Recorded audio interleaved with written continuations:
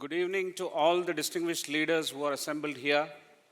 I'm extremely happy to be part of this India 2030 conclave. We are going to talk about building India's leadership capital. But before that, I think after World War II, I think the world has witnessed several examples of fantastic revivals, beautiful turnarounds, most significant build-ups that the history has ever witnessed. I think countries after countries have made it a point to tell the world that they can rise from ashes, they can put together their intellect, their people, their spirit, and then build their own country. And they have marked so significantly in their growth that on the global front, they have been leaders. So we are going to take today about 4 such cases and then see what kind of leadership capital that they have been able to build and what is it in for India to learn from and look at. So Korea is the first case. Starting from 1950s, they were very poor.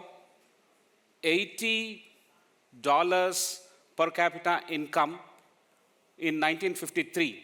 Very poor. Poorer than Sudan at that time, poorer than India at that time, and probably many other countries. And they started focusing on education. They started focusing on building classrooms in whatever spaces that were available to them. Maybe in factories, in dilapidated structures. Everywhere they found space, they created a classroom, and then slowly they built the country to what it is today. So $80 to $36,000 per capita income in the current terms, say 2025, is what they have risen to by focusing on building classrooms before they could actually afford it. So that is leadership capital, building and looking into it much ahead of the times that they lived in, and then forecasting their growth beyond anybody could actually visualize. Now we take the Germany story. Germany has built apprenticeship. It is known for apprenticeship, we all know that. But they have not just built the top layer, that is the CEO layer, but they have built engineers, they have built project managers, they have built all kinds of support staff, that is the second level, who have actually moved on to build the factories. So they have focused on building this kind of a pipeline, who have built the factories for them, and the focus on the SMEs, the small and medium enterprise sector, which is the largest pie of their economy at that time, and even now, that has actually fueled the growth. So they have solved that problem and moved ahead, and that is actually the leadership capital building. You take Israel, Unit 8200. Unit 8200 is a mandatory services for youngsters to join, and as part of that mandatory services by military, they have created an engine of startups. Large number of startups were fueled as part of that. They joined because it is mandatory, but after joining, there's been a culture and a template for them to invent and start up companies, and companies of huge valuation that they have built, they and their alumni. So they have focused on converting what was supposed to be a mandate into a growth engine of startups. Taiwan is a very interesting story. They have recruited one leader, and that one leader has created a pipeline of various other experts, and together they have built the Taiwanese semiconductor manufacturing company. And Taiwan is the largest and the most advanced country and company for manufacturing chips. That's the economy that they have built by focusing on one leader and building everything around that one leader. The one leader is Maurice Chang. So these 4 lessons that we can look at in terms of India's story, and when we look at these 4 stories, we understand that leadership capital is not just a HR concept that we learn in business schools, but it is an asset to the country, and an asset that builds the nation. Can we build people who can take decisions at scale, people who can work under pressure and under uncertainty, and they can keep taking risks? That is loosely the definition of building leadership capital. And that's what we are going to look at. Can they take high quality decisions? Can we produce them at high scale? Is it just graduating students from colleges, which is equivalent to leadership capital? Answer is no. It is about producing people who can make difference, people who are trained to work with uncertainties. The most unexpected things that they can look at and grapple with are the kind of people that, that equalize to what is called the leadership capital for the country. Well, it grows via people. It's not like any other capital that actually flourishes by interest rates, but it goes through the people.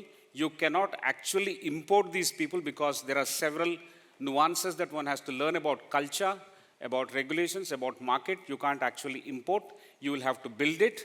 And of course, this input of leadership capital is going to fuel the inputs of other capitals that we have in our economy generally that we talk about. Now, it is extremely important that we have understood the leadership capital in the right way. But having understood, there are several hurdles. India is a very different economy. India is a very different nation. The size is very different. The culture is very different. And the stature at which we are is always different. You can't directly import ideas into India and say we should do this. Probably it's a mix of all these. And when we mix all these things, we have our lessons readily available for us. I think we should also look at not just focusing on talking about what we have already done in terms of exporting CEOs to the world. Well, that's an outlier kind of a case. We can't talk about every now and then. We need to focus on building something locally, as in the case of Taiwan. We need to build locally. We need to identify leaders and focus on them.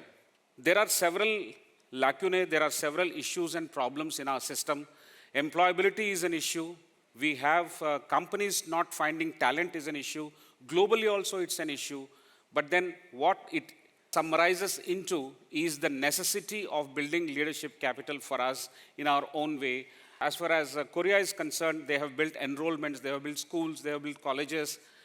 We don't have a problem of enrollment in India. I think we have a problem of building leaders who can take responsibility, accountability, and then build something that can differentiate India from the rest of the world. Of course, as a country, we need to spot people very early. We need to groom them very consciously and give them chances which are much beyond, available much beyond your own favorite networks that we people live in. It should be beyond privilege. Now, how can we institutionalize these things like the way other countries have done? There are many other examples like Singapore also, which has focused on civil service grooming to build their leadership capital. I think we need to distinctly recognize this and then focus on as a pipeline, as a strategy, as it should be a design for us and not simply by default, by chance that we look at it. Do we give responsibility early? I think that's what we require. We don't give responsibility early. We don't even encourage youngsters becoming entrepreneurs even at school level. We have a different kind of a view on that. Societal, parental, faith in entrepreneurship, and also certain decision making that they make. We don't actually assign our faith to them. That's a problem. We need to recognize that. We need to focus it on pretty early. And we also need to align our education with execution. Leadership is built when we have education as well as execution, and they have to see the consequence of what they are building, and they take responsibility for that. A lot of countries have done that, and we also have to do that. To do that, we may need a different kind of a discipline. It may work, it may not work in a country like ours, but then driven by the objective of working on leadership capital building, I think we need to have a discipline of building it, the discipline of putting everything together, aligning education with a certain kind of result-orientedness and consciousness for results. I think it will help us. By 2047 at least, we will be known for what we build in terms of actually who are the people who are going to build that, and not in terms of metrics that we usually talk about, but in terms of the quality of the people who will be responsible for shaping India, that is to arrive in 2047 by the time India becomes 100 years after independence. So, ladies and gentlemen, thank you so much for this opportunity.